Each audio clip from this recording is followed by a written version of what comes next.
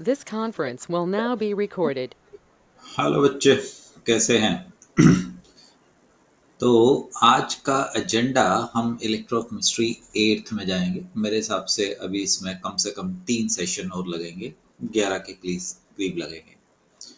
Electrochemical series, standard electro potential, हल्का सा review, nernst equation, E cell, E not cell minus 0.059 by NF log of Q.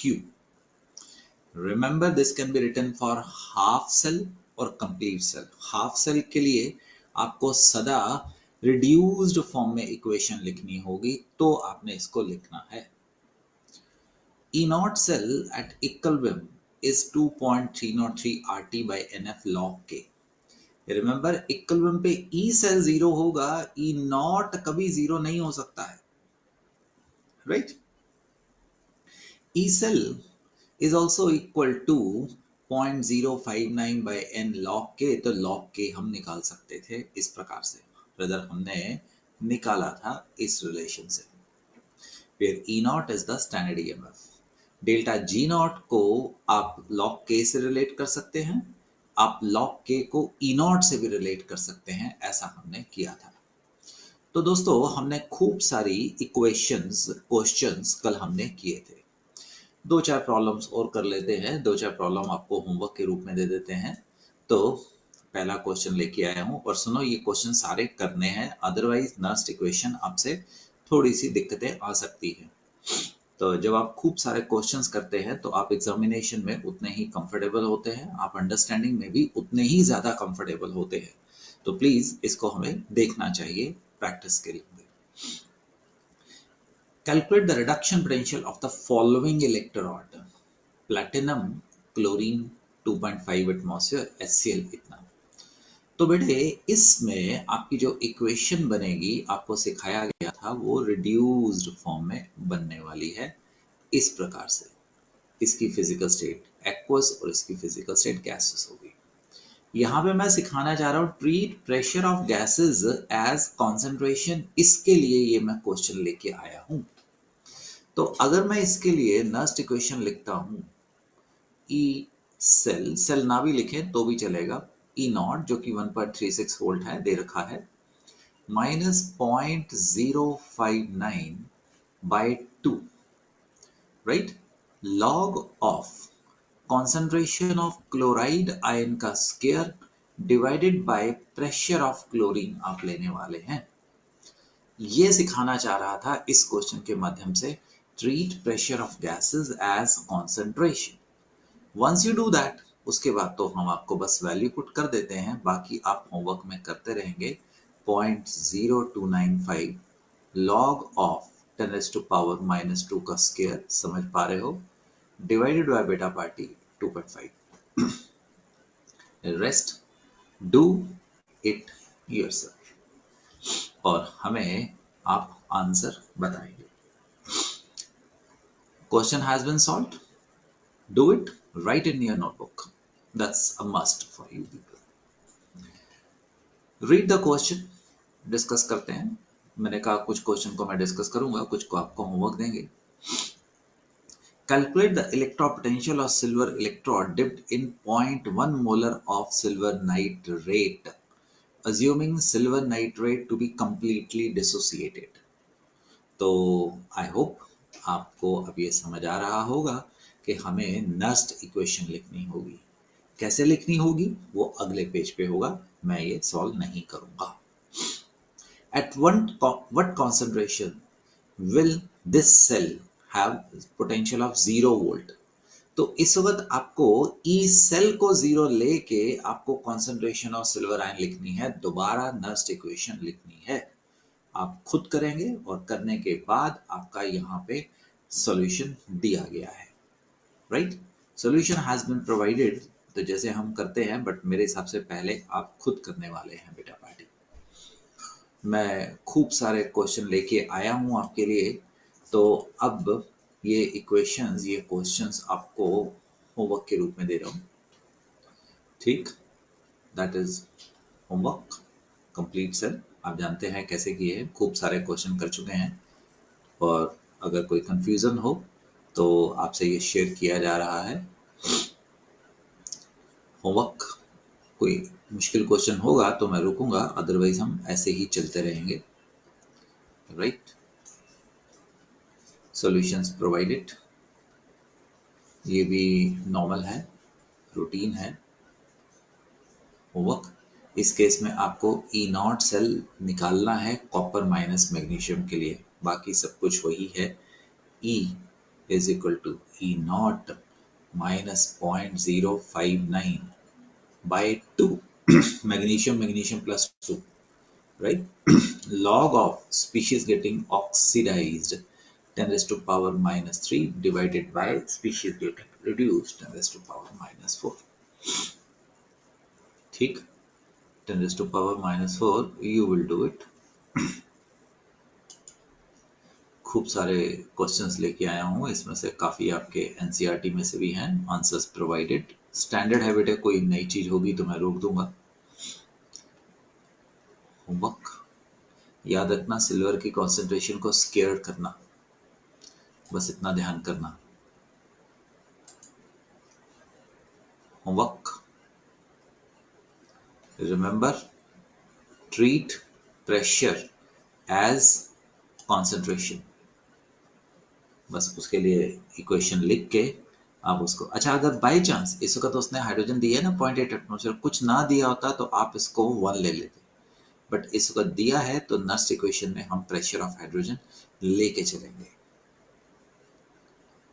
ये सब homework है। इस वक्त हमने कॉन्सेंट्रेशन ऑफ कैडमियम पूछा है, बाकी सब कुछ बता दिया है। तो that is 0.3305 is equal to, this is cadmium minus 0.40 minus of 0.76 minus 0.059 by 2। समझो मैं कैसे लिख रहा हूं, ये भी आपको समझने का काम है। Species getting oxidised 10 to power minus 1 divided by m1 divided by m1। इस वक्त आपसे उसने कॉन्सेंट्रेशन पूछी है कैडमियम आयंस की, ठीक, तो आप इस प्रकार से करेंगे, देख सकते हैं हमने वो लिख ही दिया है। तो बस आपको पोटेंशियल निकालने हैं। कॉन्सेंट्रेशन ऑफ सिल्वर आयंस, बेटे मेरे मुताबिक इसको बगैर सॉल्व किए आगे मत जाना, ठीक। 8th सेशन में खूब सारे हमने ये किए हैं। होमवर्क एग्जैक्टली वैसे, इक्विलिब्रियम कांस्टेंट, लॉग के शायद हमने कल किया भी था, ये मुझे लगता है कल हमने किया है, कल मतलब लास्ट क्लास में। Calculate the equilibrium constant. Homework, delta G naught is minus NF E naught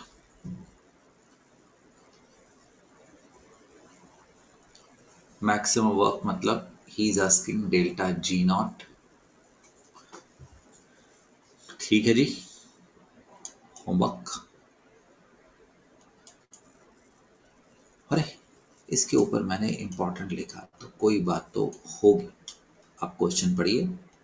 ये आपके जेई में भी काफी बार पूछा जा चुका है, जेई में, नीट में मेरे हिसाब से 2-3 बार, और जहां तक मुझे याद आ रहा है ये तो क्वेश्चन है ही है, उसने इसकी टर्म्स चेंज करके भी बहुत बार पूछा है, तो इंपॉर्टेंस की वजह से हम करने वाले हैं, ठीक। Estimate the potential difference needed to reduce alumina. The free energy change for the decomposition reaction is this. तो पहली बात तो ये 1 मोल नहीं है, दिस इज डेल्टा जी है, तो delta G is equal to minus N F E. हमें एन ढूंढना है, फैराडे गिवन है, तो ई नॉट आ जाएगा, delta G not 960 into 10 to power 3 joules दिया गया है। इसमें हमारा जो ई नॉट आएगा ना, वो ई आएगा, सॉरी, वो नेगेटिव आएगा। क्यों नेगेटिव आएगा? Because this reaction is not feasible. Positive है, डेल्टा जी पॉजिटिव होने का मतलब this reaction is not feasible. इसको हम जबरदस्ती करवाएंगे एनर्जी देने के बाद। अगर डेल्टा जी नेगेटिव होता तो ई नॉट हमारा पॉजिटिव आ जाता। तो बेटे सर्च हमारी इस वक्त किसकी है? पहले तो एन पकड़ते हैं, लाल पेन से निकालते हैं और यहाँ पे वैल्यू डाल देंगे। मान लो आपके पास 1 मोल एल्यूमिनियम होता, किसी को भी पकड़ लीजिए, 2 एल्यूमिनियम और 1.5 यानी कि 3 ऑक्सीजन में कन्वर्ट होता। समझ पा रहे हो? तो एल्यूमिनियम के ऊपर +3 चार्ज है, मतलब टोटल +6 से ये 0 पे जाएगा। ठीक, तो अगर एक एल्यूमिना होता तो हमारे पास N6 होता, बट आपके पास 2/3 है, तो 2/3 का मतलब this is going to be 2/3 कितना हो गया? 0.66। 0.66 मोल है एल्यूमिना के, तो ये 6/1 इंटू 0.66, आप 2/3 भी कर सकते थे, मुझे कोई प्रॉब्लम नहीं है। दिस इज N कितना आ गया है आपका? 4 आ गया है। ये इंपॉर्टेंट है, N को पकड़ो। अगर 1 मोल होता तो N पकड़ लिया, पर इस इक्वेशन में हमारे पास 2/3 मोल दिए गए हैं, तो हमारा N कितना होगा ये मैंने यहां से सॉल्व करके ये लिखते हैं। आप ऑक्सीजन से भी देख सकते हैं, ऑक्सीजन के ऊपर मिला के -6 चार्ज है, यहाँ पे 0 चार्ज है, तो उसने भी 6 इलेक्ट्रॉन लूज किए, एल्यूमिनियम ने 6, उसने गेन किए ऑक्सीजन ने। ठीक है जी, दिस नॉन फिजिबल रिएक्शन। तो हमने एल्यूमिनियम से भी +6 से 0 पे लेके आए, ऑक्सीजन से भी -6 से 0 पे लेके आए, एलिमेंटल फॉर्म में लेके आए, तो हमने इलेक्ट्रॉन सप्लाई किए। फैराडे तो बेटे फिक्स्ड ही होता है, कितना? 96500 coulomb into E not, that will be volt में आएगा। You know coulomb volt is equal two joule, तो आप यहाँ पे कूलम वोल्ट पुट कर सकते हैं, तो ई नॉट आपका आ गया 960 into 10 is to power 3, right? Coulomb volt. This is 4, right? Into 96500. That is आपके पास क्या था? कूलम था। आपका आंसर किस में रह जाएगा? वोल्ट में रह जाएगा। That is going to be -2.48 volt आ जाएगा। हम इलेक्ट्रोलिसिस में समझाएंगे कि हमने बाहर से एनर्जी दी है। Repeat it, right, and copy it. आपको ऑब्जेक्टिव में भी मिल जाएगा। ये इजी है, होमवर्क रहेगा बेटे, कोई बड़ी बात नहीं थी। होमवर्क तो आप सोच सकते हैं कि हम आपसे इतने क्वेश्चन करवाने की कोशिश क्यों कर रहे हैं, क्योंकि इनसे आपकी स्पीड बढ़ेगी। स्पीड बढ़ेगी तो नंबर आएंगे, क्योंकि वहां पे आपके रिश्तेदार तो होंगे नहीं जो आपको चाय पकौड़े नाश्ते करवाएं, बेटे आराम से खेलो। तो वहां पे तो स्पीड हमें चाहिए होगी, तो उसके लिए आपको ये चीज देखनी होगी बेटे। So therefore I advise, that is homework, do all the problems shared with you on Nernst equation before we move further. अगर आपने ये काम अभी तक नहीं किया है तो मेरी सिंसियर एडवाइस आपको है कि आप यहाँ पे रुक जाइए और आप यहाँ से पढ़ने के बाद आप आगे जाइए बेटे। Okay, so this is going to be the must, because जो अगली प्रॉब्लम हम आपके लेके आ रहे हैं that's very very interesting, and जो मैं करवाने वाला हूँ वो अपने आप में कंप्लीट होगा, आपको कोई भी बुक पढ़ने की जरूरत नहीं होगी, सच में। और यकीन करो, आप जो मर्जी बुक उठा के देख लीजिएगा, आप इसको हैंडल कर पाएंगे। So we are entering into one of the application based concept that is known as electrolysis. Electro का मतलब होता है दोस्तों बिजली, इलेक्ट्रिसिटी। लाइसिस का मतलब होता है break down. So the breakdown of chemical compound with the help of electricity is known as the electrolysis. जो अभी अभी आपको प्रॉब्लम करवाई है वो अब आने वाली है। हम इसको इलेक्ट्रिकल एनर्जी देंगे, डीसी डायरेक्ट करंट देंगे, और वोल्टेज आपका जो ई सेल होएगा that is going to be negative होएगा, delta G is going to be positive होएगा। ये हम आपको दिखाने वाले हैं।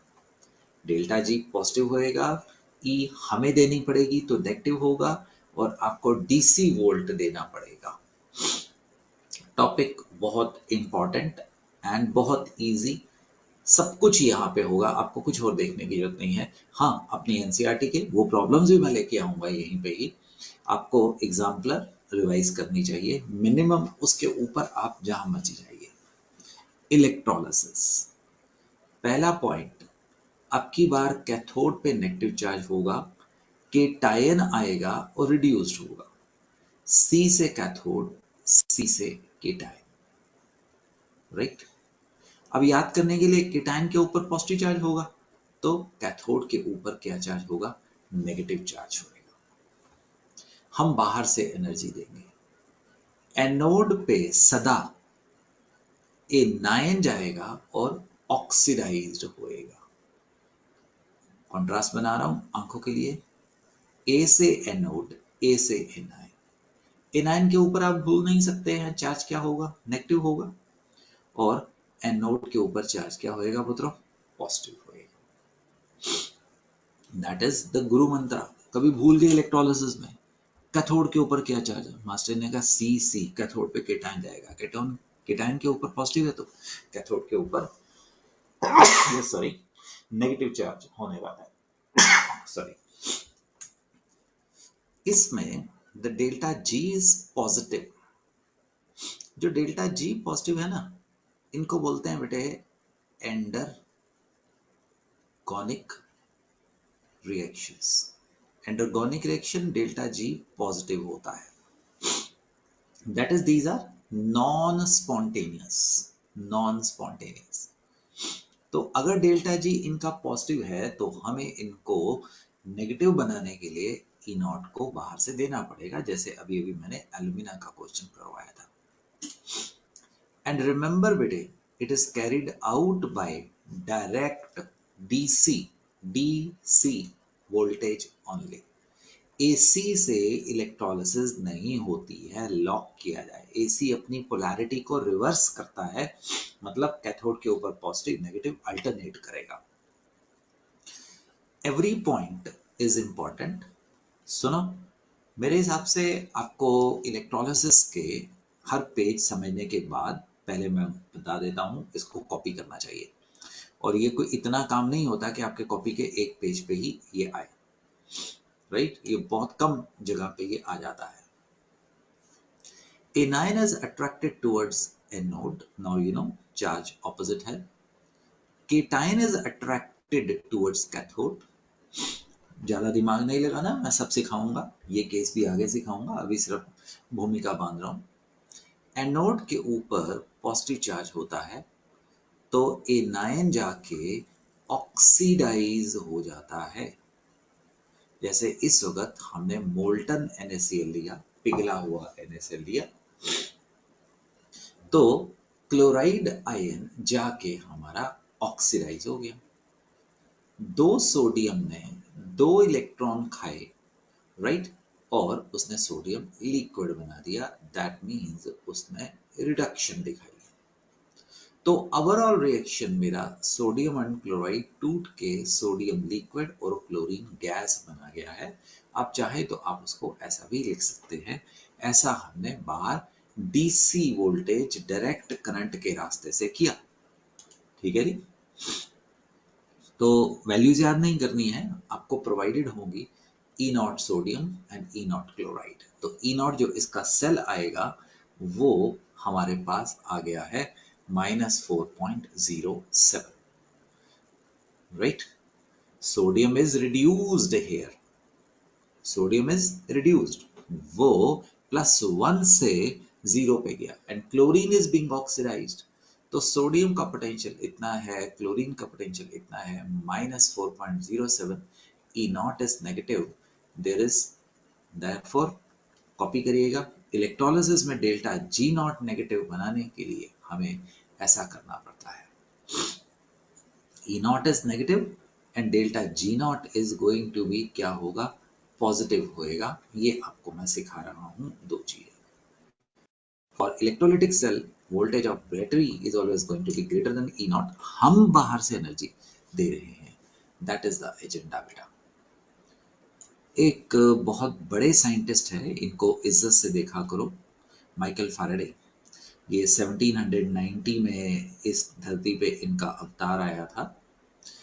तो एक गरीब खानदान के थे ये, तो गरीबी कोई प्रॉब्लम नहीं होती है, तो ऐसा नहीं है कि हम इनको उस एंगल से देखिए, इनकी महानता के बारे में देखिए जो अभी आपको बता रहा हूँ। तो इनके पास पढ़ने के लिए पैसा नहीं होता था, तो ये एक बुक बाइंडर के पास काम कर लेते हैं। छोटे से 11-14 साल के रहे होंगे, मुझे ईयर तो याद नहीं है, बट वैसे ही बता रहा हूँ। पढ़िएगा इनकी विकिपीडिया पे जाके इनकी बायोग्राफी पढ़िएगा 2-3 पेज में।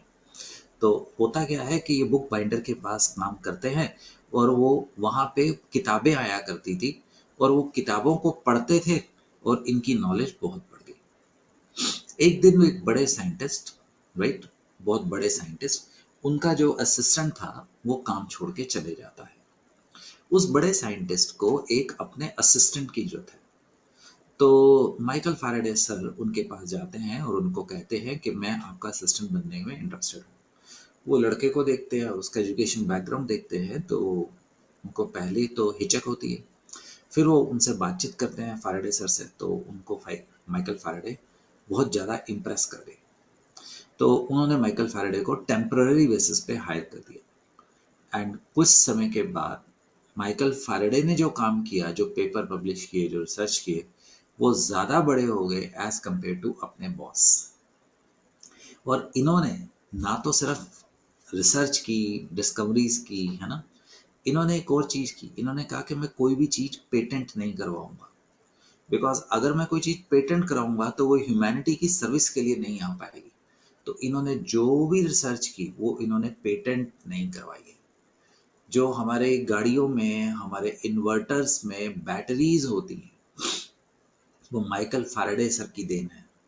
अगर इन्होंने पेटेंट करवाया होता तो हमारी जो बैटरी हैं, जो आज के दिन में अगर आप अपनी कार की बैटरी डलवाते हैं तो डिपेंडेंट अपॉन कार कोई 3,000 से लेके 10,000 के बीच में आ जाती है। तो अगर वो इन्होंने वो पेटेंट करवाया होता तो आज के दिन में ये जो बैटरीज हैं वो लाखों रुपए की होती। तो फैराडे सर को जब भी देखें तो आप जरा इनको इज्जत से देखिएगा बेटे, राइट। फैराडे सर ने बहुत बहुत अच्छे काम इंसानियत के लिए किए। इन्होंने Faraday's law of chemistry, electrochemistry दी है, फैराडे रोटेटर, फैराडे व्हील, ठीक, फैराडे पैराडॉक्स, फैराडे चैम्बर, पता नहीं इन्होंने क्या क्या क्या क्या काम किया। बट इस वक्त हम केमिस्ट हैं तो हम इनके इनके ऊपर फैराडेज लॉ ऑफ इलेक्ट्रोलिसिस के ऊपर थोड़े समय में फोकस करने वाले हैं। आपने फिजिक्स में भी इनके काफी काम देखे होंगे, अगर आपने तो फिजिक्स में तो काफी और चीजें देखी होंगी, बट एज अ केमिस्ट मैं माइकल फैराडे इनके इनके ऊपर फोकस करने वाला हूँ। ये इतने महान थे, राइट, लोग इनकी इतनी इज्जत करते थे कि इनके ऑनर में, राइट, इनके ऑनर में charge on 1 mole of electron, 1 मोल क्यों, क्योंकि अमाउंट ऑफ सब्सटेंस 1 मोल लिया जाता है, उसको 1 फैराडे कहते हैं, हमने फिक्स किया हुआ। 1 फैराडे को इज्जत से देखा करो, एक तो माइकल फैराडे सर की वजह से, और दूसरा ये एक बहुत बड़ा यूनिट है, 96,485, 96,485, that is approximately 96,500 कूलम्स लिया जाता है। कैसे निकालते हो बेटे? एक इलेक्ट्रॉन के ऊपर कितना चार्ज होता है, इतना। एक मोल में कितने इलेक्ट्रॉन्स होते हैं, इतने। तो अगर आप इनको डेसिमल के थर्ड डिजिट तक कांस्टेंट मानते हुए आप इनको मल्टीप्लाई कर दे तो 96,485 96,500 कूलम्ब पर मोल आ जाता है। उसको हम 1 फैराडे कहते हैं। So what is 1 Faraday? It is a charge present on 1 mole of electron. मुझे लगता है कि आप इसको कहीं पे कॉपी करके रख लो। 1 capital F is equal to 96500 coulombs. हम आपको इलेक्ट्रोलिसिस में लेके जा रहे हैं। एनोड पे एनाइन जाएंगे, कैथोड पे केटाइन जाएंगे और वो रिस्पेक्टिवली ऑक्सीडाइज या रिड्यूस हो जाएंगे। Anode AA, cathode CC, anode AA, right. Anode पे एनाइन जाएंगे और वो क्या होंगे? ऑक्सीडाइज होंगे। अच्छा, यहाँ पे लेफ्ट और राइट की कोई प्रॉब्लम नहीं है। वहां पे आपने कन्वेंशनली राइट पे कैथोड रखी थी और कैथोड पे केटाइन जाएंगे मित्रों और क्या होंगे? रिड्यूस होंगे। रिपीट कर रहा हूं, AA भूला नहीं, CC भूला नहीं। कैथोड पे वहां पे भी रिडक्शन होती थी, कैथोड पे यहाँ पे भी हमारे पास रिडक्शन ही होने वाली है, भूलिएगा मत। एक बार दोबारा विजुलाइज। राइट हैंड साइड पे एनोड है, लेफ्ट हैंड साइड पे कैथोड है। डीसी वोल्टेज आप बाहर से दे रहे हैं तभी वो छोटा और बड़ा बार लिखा गया है। एनोड पे क्लोराइड आयन इलेक्ट्रॉन देते हैं, वो एक्सटर्नल वायर से सोडियम आयन जो कि कैथोड पे पहुंच गए हैं उनके साथ मिलके सोडियम को डिस्चार्ज करा देते हैं। डिस्चार्ज, रिड्यूस या डिस्चार्ज, चार्ज से रहित करवा देते हैं। अंडरस्टैंड? प्लीज विजुअलाइज, टॉपिक को इमेजिन करिए।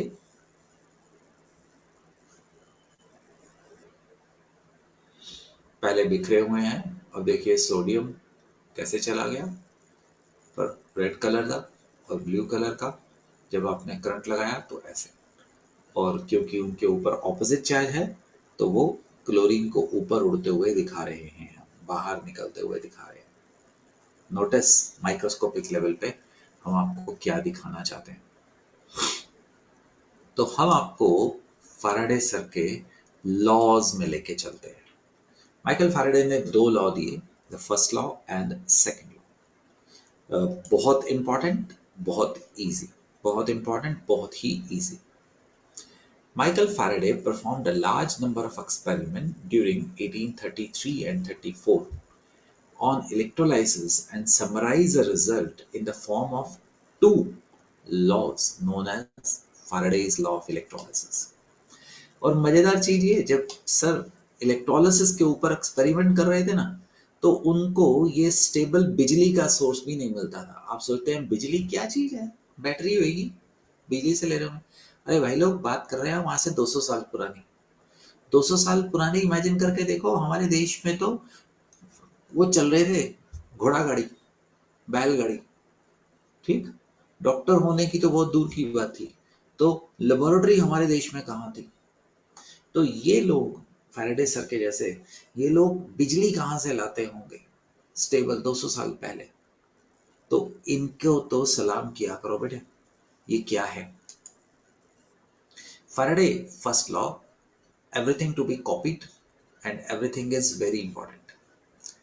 It says weight of the substance deposited or liberated at electrode is directly proportional to amount of current being passed. That is, weight is directly proportional to Q. Q क्या है? Current being passed. अब current क्या होता है? Electron into time. Q is current, right?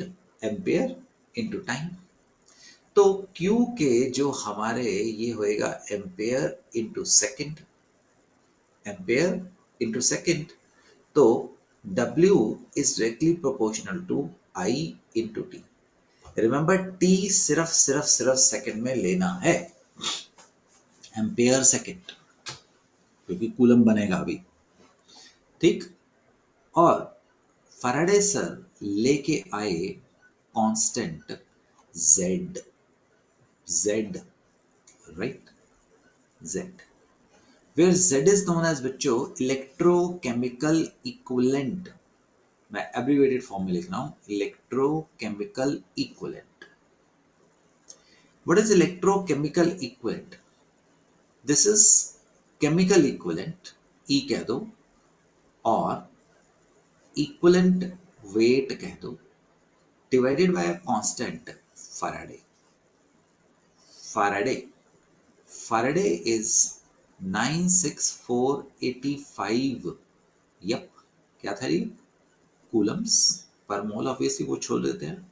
आप इसको 96500 coulomb ले लेंगे और इधर से एम्पेयर सेकंड किसके बराबर आ जाएगा? कूलम के बराबर आ जाएगा। ठीक है बच्चों, तो W is equal to ZIT। अभी अभी इसी वक्त रफ में इसको कॉपी करो। W is equal to ZIT, मैं जो कह रहा हूं उसको कॉपी करो। Z is going to be E by F, copy in the rough notebook, और एक पेपर के ऊपर आप लिखते रहिए।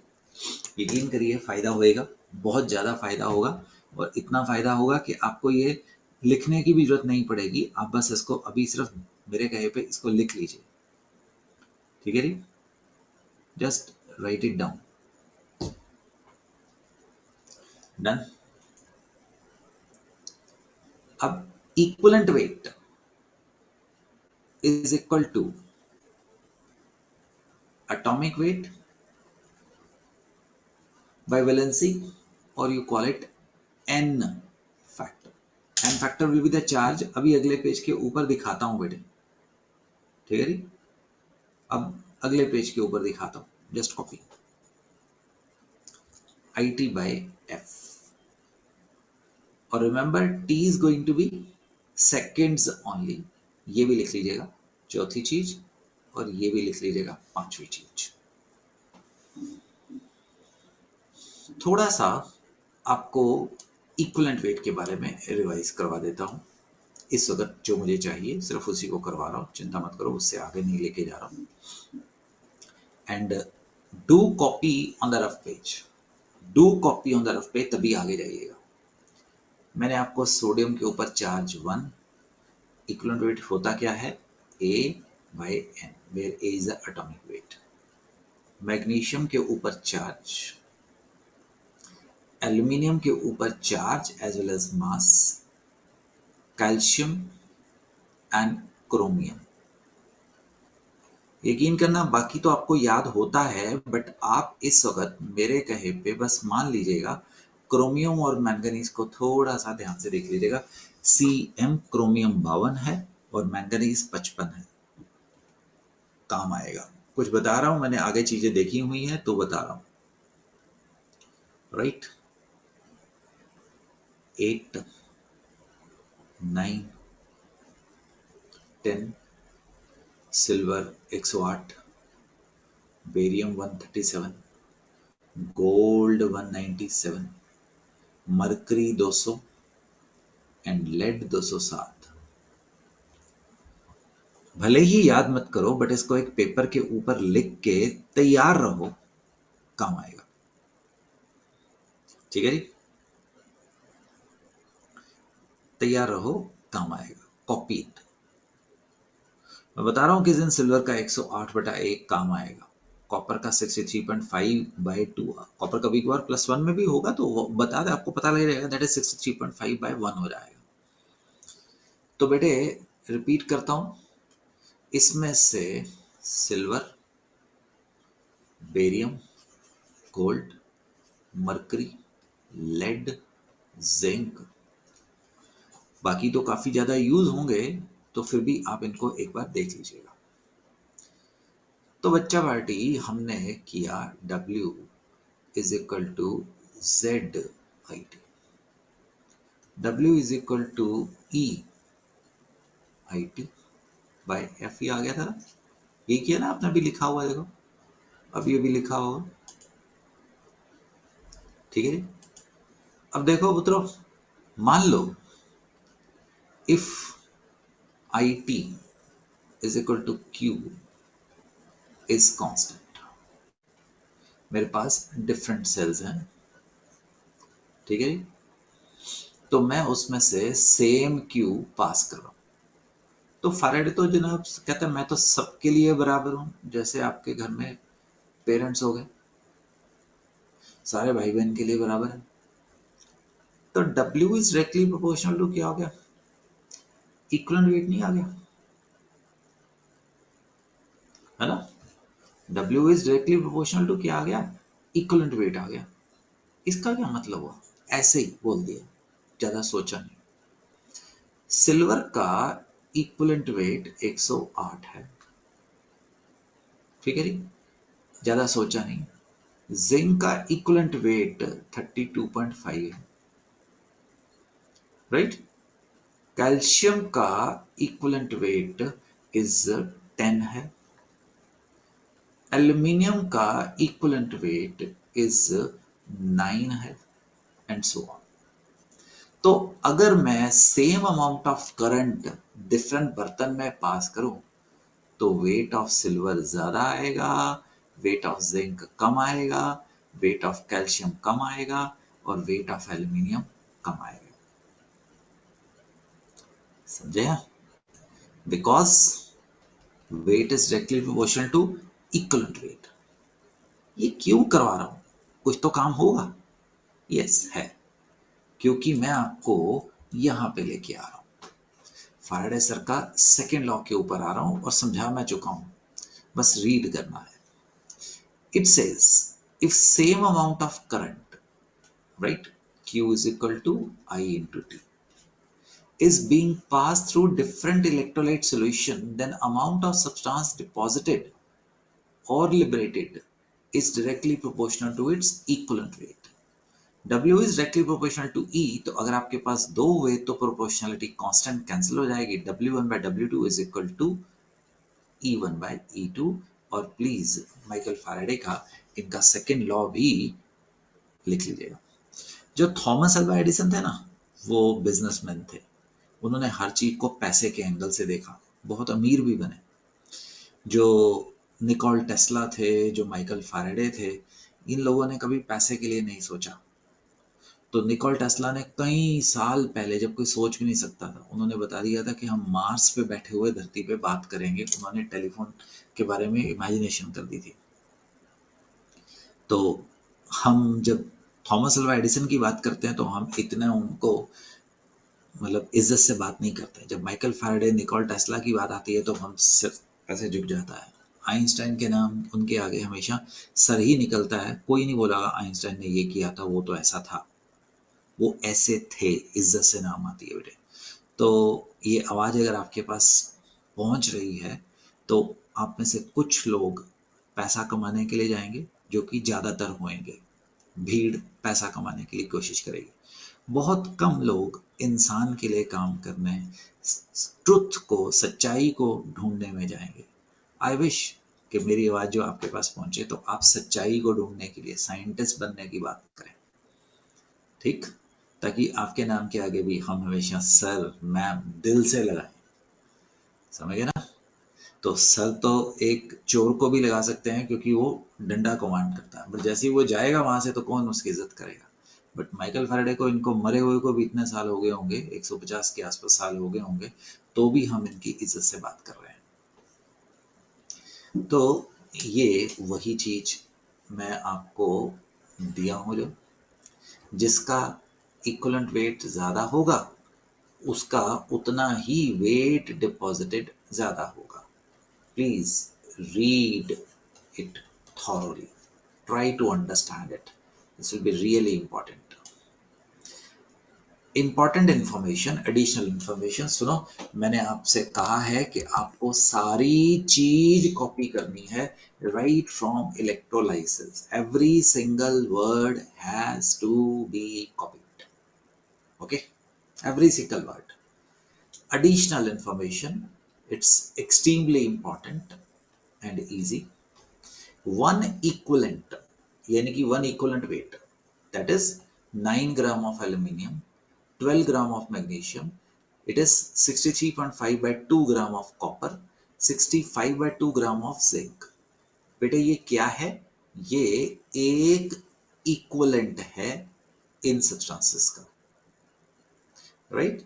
One equivalent of any substance will be liberated or deposited by 1 Faraday of current charge I into T, ampere into second, right? 9 gram of aluminium, 12 gram of magnesium, पता है 24 by 2, 31.75 gram of copper, 32.75 gram of zinc, all require 1 Faraday.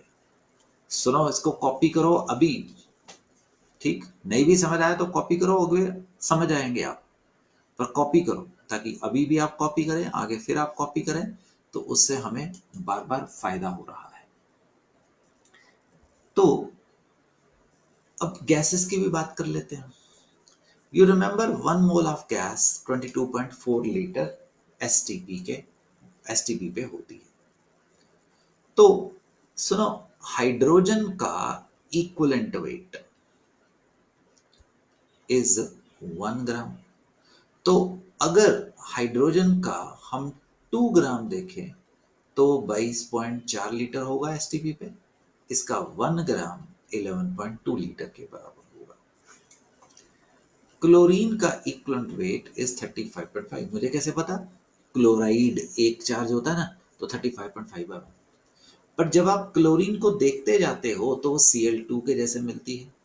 तो बेटे इसका 71 ग्राम 22.4 litre के बराबर होगा. इसका 35.5 gram is going to be 11.2 litre के बराबर होगा एसटीपी पे. ऑक्सीजन का इक्विवेलेंट वेट इज 8 ग्राम. मुझे कैसे पता? O-2 होता है, 16 by 2 इज इक्वल टू 8 ग्राम. तो ऑक्सीजन को पकड़ने जाओ तो O2 मिलती है. इसका molar mass 16 into 2 32 gram is equal to 22.4 litre. तो इसका 8 ग्राम 5.6 लीटर के बराबर होगा. ये क्यों कर रहा हूं? क्योंकि पिछले पेज के ऊपर हमने आपको कहा one equivalent of any substance. अरे गैसेस भी तो उतनी ही इंपॉर्टेंट है. तो हाइड्रोजन का वन इक्विवेलेंट कितने के बराबर होगा? 11.2 लीटर. क्लोरीन का वन इक्विवेलेंट कितने के बराबर होगा? 11.2 लीटर. ऑक्सीजन का 8 ग्राम यानी कि एक इक्विवेलेंट लीटर्स में वॉल्यूम के कितने बराबर होगा? 5.6 लीटर. तो बेटे इसको कॉपी करना है. हाइड्रोजन का, क्लोरीन का, ऑक्सीजन का भी एक इक्विवेलेंट 96,500 कूलम से लिबरेट होगा. तो अगर हमने यहाँ पे वेट नहीं वॉल्यूम लिया तो कितना होगा? 11.2 and 11.2 and 5.6 litre respectively. Understandable. One equivalent of any substance will be liberated, will be deposited by one equivalent of substance. मैं बता रहा हूं, यहां पे जो सिखाऊंगा वो किसी भी बुक से बेहतर होगा, बट आपको इसको कॉपी करना होगा. अब मैं अपने आप अप्लाई करवा दूंगा, मेरी जिम्मेवारी, आप सिर्फ फॉलो करिए. Okay, now let's move further. हमने आपको फैराडे सर के 2 लॉज करवाए हैं, आगे लेके जा रहा हूं. ये माइकल फैराडे का लॉ तो नहीं है, करंट एफिशिएंसी. देखो, हमने जो आपको अभी अभी एक रिलेशन करवाया है, यहां ले जाता हूं, right? Work, I'm sorry, weight theoretical is equal to ZIT. This is theoretical. Theoretical is expected. But due to certain factors, resistance losses कह दो, whatever, human error कह दो, हमारे पास जो actual आएगा, that is going to be actual आएगा. ठीक है जी? Obtained कह दो और work obtained. This is like maximum marks and this is like marks obtained. जो जो वर्क निकल रहा है, आई एम वेरी सॉरी, जो एक्चुअल होएगा वो हमेशा क्या होएगा, कम होएगा। अरे 100 ग्राम मान रहे थे, आया आपके हाथ में 98 80 कुछ भी होगा। तो हम इस चीज को बोलते हैं बेटे करंट एफिशिएंसी।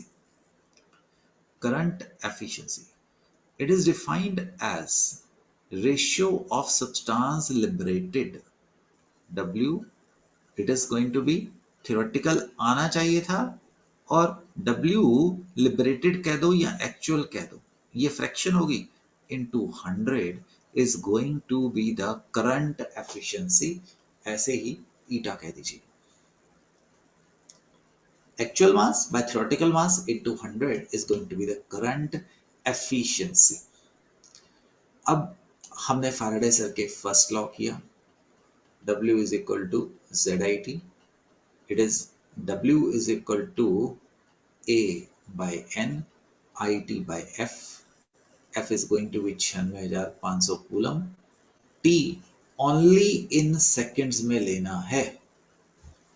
अगर हम मिनट में दिया तो दिनों में दिया तो उसको सेकंड में कन्वर्ट करने का है। हमने आपको W1 by W2 is equal to E1 by E2 करवाया, हमने आपको equivalent weight is atomic weight bye valency, और हमने कॉमन आयंस का आपको इक्विवेलेंट वेट करवाया है। तो 2-4 क्वेश्चन आज करते हैं और फिर हम बाकी अगली क्लास के लिए रख लेते हैं। आई वांट, अभी तक मैंने जो करवाया है आप उसका बेस तक, अगली क्लास में इलेक्ट्रोलिसिस के क्वेश्चन प्रैक्टिस करेंगे, but let's introduce a solution of copper sulfate, right, is deposited, is electrolyzed, I'm sorry, for 10 minutes with a current of 1.5 amperes, right? What is the mass of copper deposited? But one way we know, one equivalent, that is copper ka 63.5 by 2, 31.75 gram needs equivalent to 96,500 coulomb कर लेते हैं, ये पता है ना। Therefore, अब मैं Q IT charge given निकालता हूं, ये क्या है, Q गिवन, I कितना है दोस्तों 1.5, 10 मिनट है तो इंटू 60 सेकंड नहीं आ गया, तो ये आ गया आपका 900 coulombs, ampere second, ampere second is equal to coulomb आ गया। नाउ आपने क्या किया, अगर 96,500 कूलम होता तो 31.75 ग्राम होता, तो अगर 900 कूलम है 31.75 divided by 965 00 900, that is 0.296 coulomb, थोड़ा साफ करके लिख लेते हैं, 0.296 ग्राम आ जाता। That is the first way. Now let's solve it with the second way also. देखिए सेकंड वे से करते हैं, आपको जो अच्छा लगे आप वो ले लीजिएगा, बेटे मैं अलग ढंग से कर रहा हूं, कलर कंट्रास्ट आंखें पहचानती है। सेकंड वे, आप चुप करके W is equal to atomic weight by N IT by F भी लगा सकते थे, वो भी वही बात है, that is going to be 63.5। सुनो, कॉपर का वेट आपको 63.5 कोई बताएगा नहीं, बाय 2, 2 कहां से आ रहा है, कॉपर प्लस 2 फॉर्म में है, आई कितना था, this is 1.5 into 10 into 60 ampere second, Faraday 96,500 coulomb भी तो एम्पियर सेकेंड होते हैं, तो आपका जो वेट आएगा दैट इज 0.296 ग्राम ही आएगा। सो चूज ईदर वे, आपको जो अच्छा लगे आप उस तरीके से जा सकते हैं। ये बेटे मैं आपको क्वेश्चन दे रहा हूं रिपीट के लिए, ठीक है जी। तो ये मैंने सॉल्व किया हुआ है वही क्वेश्चन। मैं ये वाला क्वेश्चन नहीं करूंगा। क्यों नहीं करूंगा? क्योंकि मैं जानबूझ के लेक्चर को ना छोटा रखने की कोशिश करता हूं, तो जिससे आपको वो समझ आता रहे। तो हम आपको आने वाली क्लास में खूब सारे क्वेश्चंस इलेक्ट्रोलिसिस के ऊपर करवाने वाले हैं। इसमें ऑब्जेक्टिव भी करवाऊंगा, ये सिर्फ दिखा रहा हूँ बेटे कि कहाँ पे जाना है। बहुत सारे ऑब्जेक्टिव्स आपके लिए लेके आया हूँ। फिर माइकल सर का रिवीजन हो जाएगा। फिर आपको few typical cases of electrolysis के करवाने हैं। मैं बता रहा हूँ कोई भी बुक देखने की जरूरत नहीं है, आप सिर्फ यहाँ पे मेरे नोट्स को देखिए। It contains everything what ever is required.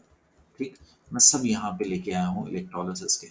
आपके लिए खूब सारे क्वेश्चंस भी लेके आया हूँ, डिफरेंट डिफरेंट केसेस इलेक्ट्रोलिसिस के आपको करवाने हैं।